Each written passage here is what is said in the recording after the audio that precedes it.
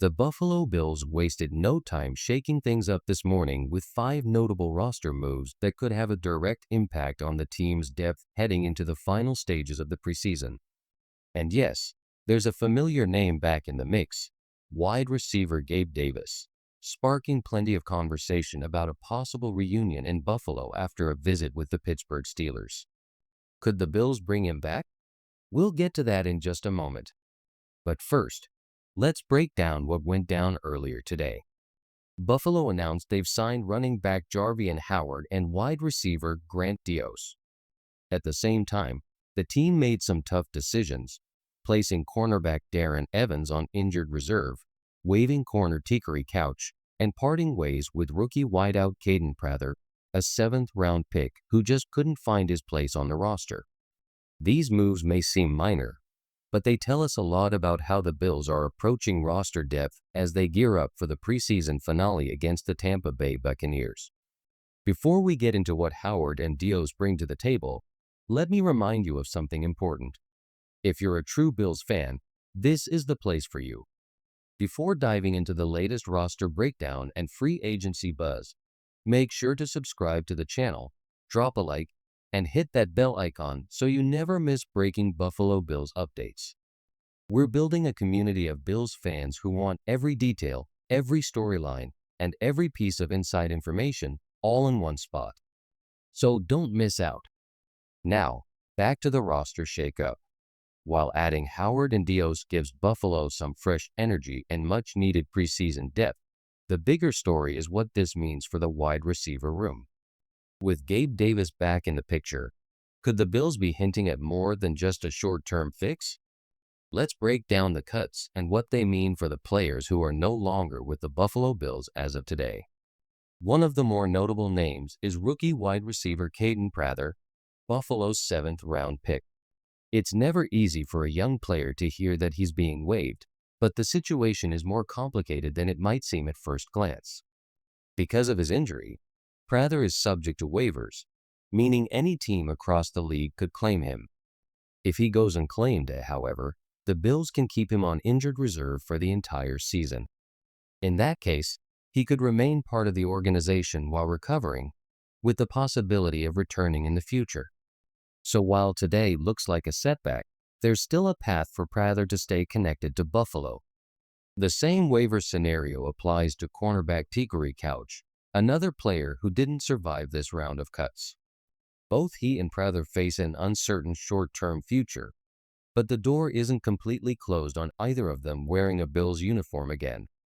Now, let's shift to the two players Buffalo has added. First, wide receiver Grant Dios, a 6'2", 24-year-old target who brings size and length to the passing game.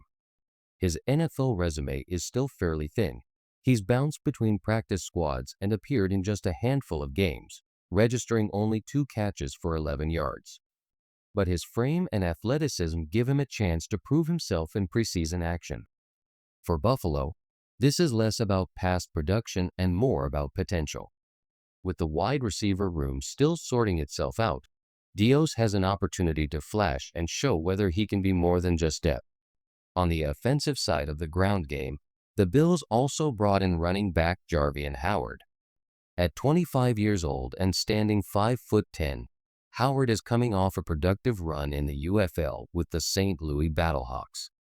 In that league, he showed burst and toughness, topping 100 rushing yards in back-to-back games and scoring 3 touchdowns while averaging over 4 yards per carry. While his time in the NFL has been brief, he previously spent training camp with Green Bay. Howard's recent success in the UFL caught Buffalo's attention. Now, he'll get the chance to compete for a role and showcase whether that production can carry over against NFL defenses. These moves may not be headliners, but they're important. Every preseason signing or cut is another piece of the puzzle as the Bills continue shaping their final roster. And with the regular season drawing closer, every rep, every snap, and every opportunity will matter for players fighting to earn their place in Buffalo.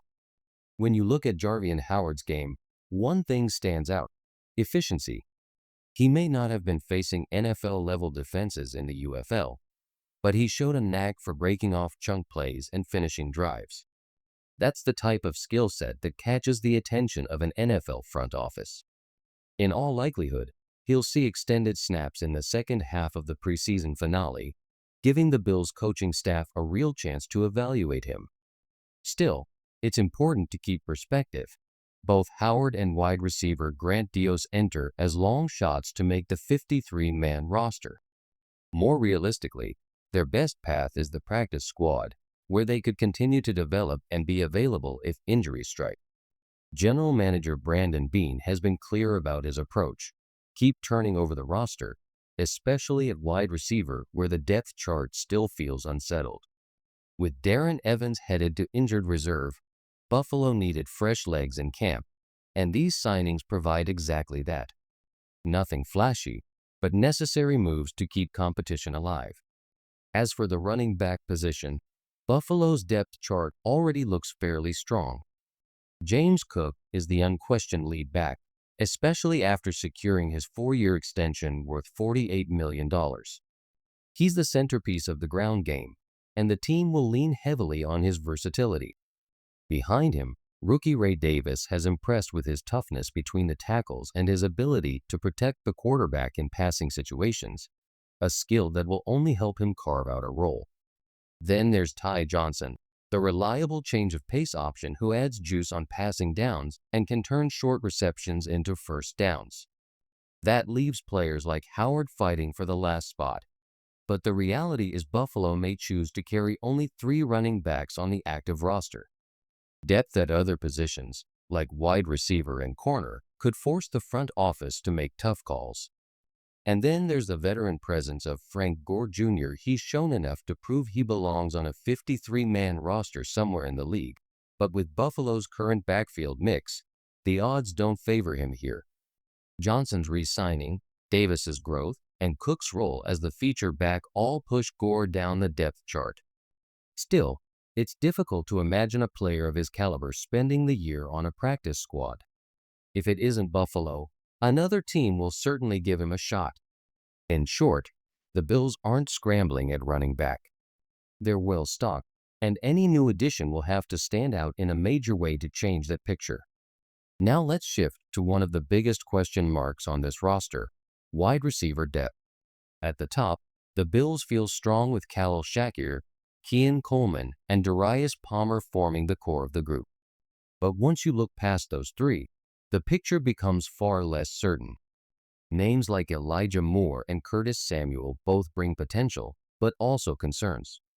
Moore has talent, yet inconsistency and a few costly drops in preseason play have raised questions about his reliability.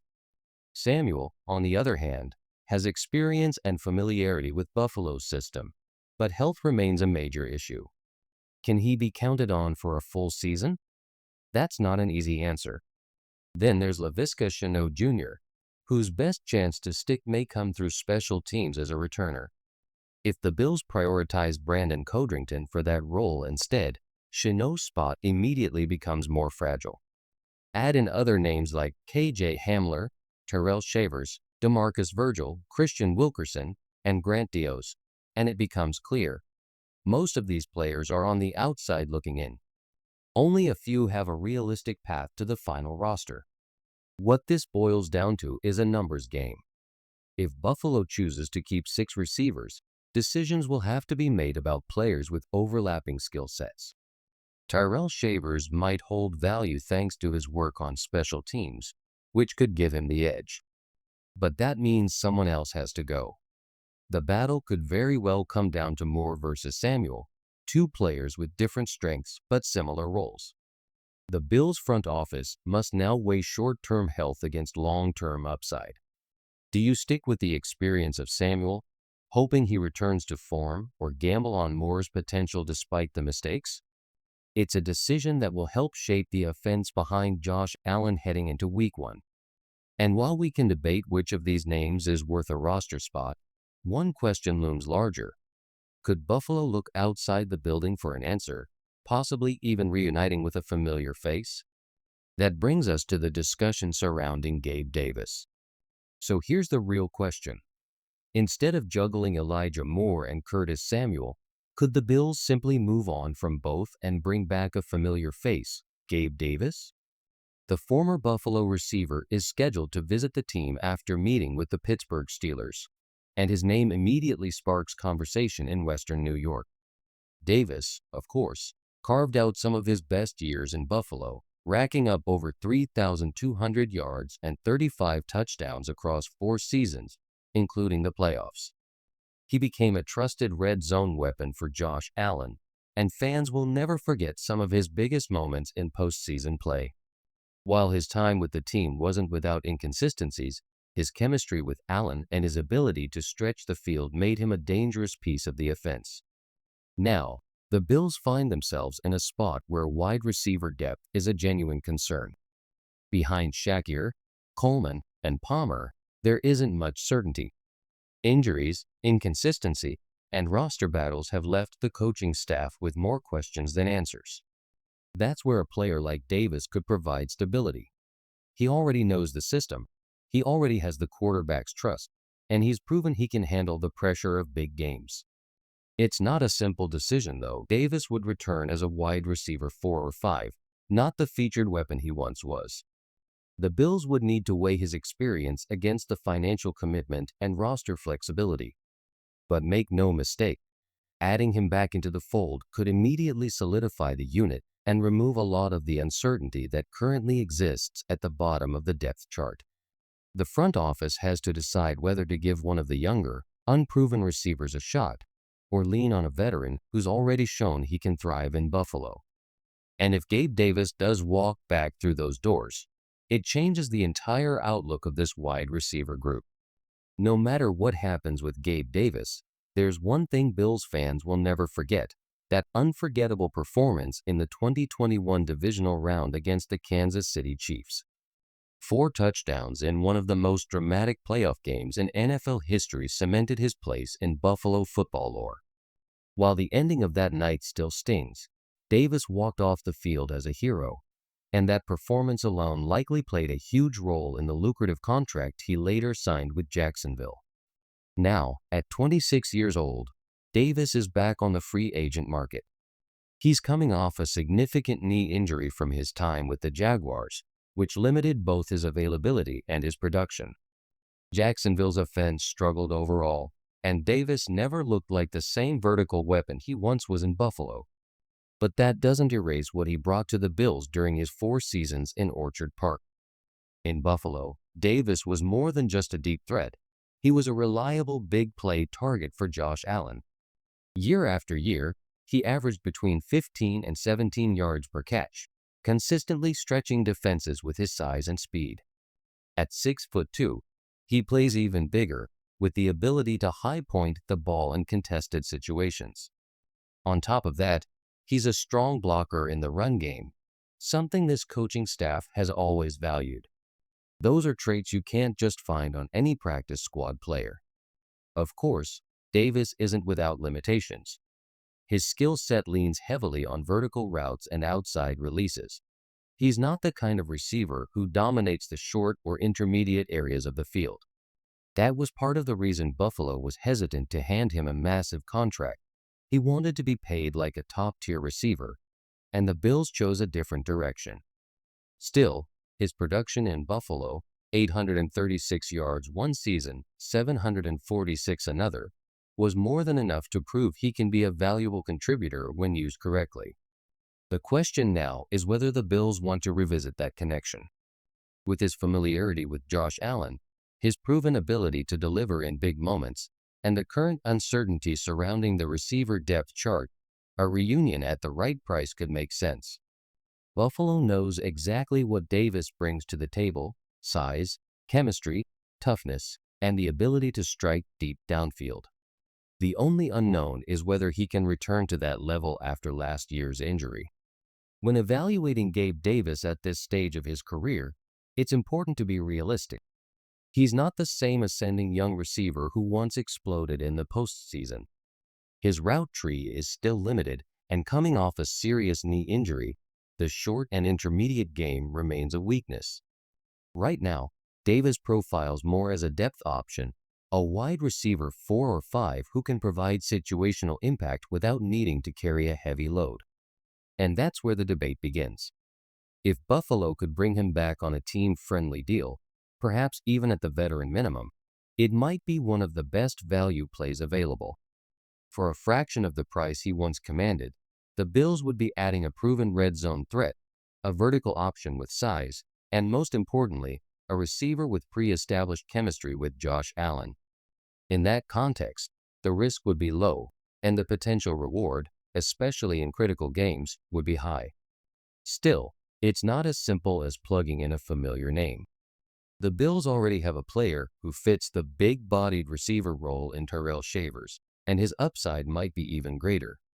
Unlike Davis, Shavers has flashed the ability to work the intermediate routes and create separation in the 10 to 15-yard range. Combine that with his contributions on special teams, and you suddenly have a player who can impact multiple phases of the game. He's younger, more versatile, and fits the kind of long-term roster building Buffalo is trying to achieve. So the question becomes, do you lean on familiarity and bring back a known weapon in Gabe Davis, or do you invest in the future with a player like Shavers who might give you more versatility? It's a decision that Brandon Beane and Sean McDermott can't afford to take lightly, because the wide receiver depth chart will play a major role in supporting Josh Allen throughout a grueling season. Either way, Buffalo's front office has made one thing clear: they're not afraid to keep turning over the bottom of the roster until they find the right mix. Every move, every signing, and every release is part of building a roster capable of competing deep into January. And whether that includes a reunion with Gabe Davis or a breakout from Terrell Shavers, the Bills know their margin for error is slim if they want to make a run at the ultimate prize. If it truly comes down to a choice between two big-bodied receivers, the safer bet might be Terrell Shavers. His youth, versatility, and special teams impact make him more valuable than Davis at this stage. To bring Gabe Davis back, Buffalo would likely need to make tough decisions with players like Elijah Moore or Curtis Samuel, and it's unclear if the front office sees enough upside to justify that move. From Davis's perspective, the situation may also be as much about leverage as loyalty. His camp knows the Bills well, and revisiting Buffalo now could be a strategic way of creating pressure on another interested team, most notably the Steelers. By hinting at a potential reunion, Davis might be hoping to drive up his market and secure a deal slightly richer than the veteran minimum. Whether the Bills choose to bite on that is another matter. In the end, Buffalo faces a classic roster dilemma: lean on the familiarity of a proven player or invest in younger, cheaper options with developmental upside. Given the Bills' current depth and looming roster cuts, a reunion with Gabe Davis seems possible, but far from certain. As the preseason unfolds, the Bills' decisions at wide receiver will say a lot about how they intend to balance experience, chemistry, and future growth. And while Gabe Davis's name still carries weight in Buffalo, it may ultimately be Terrell Shavers who earns the trust to fill that role moving forward.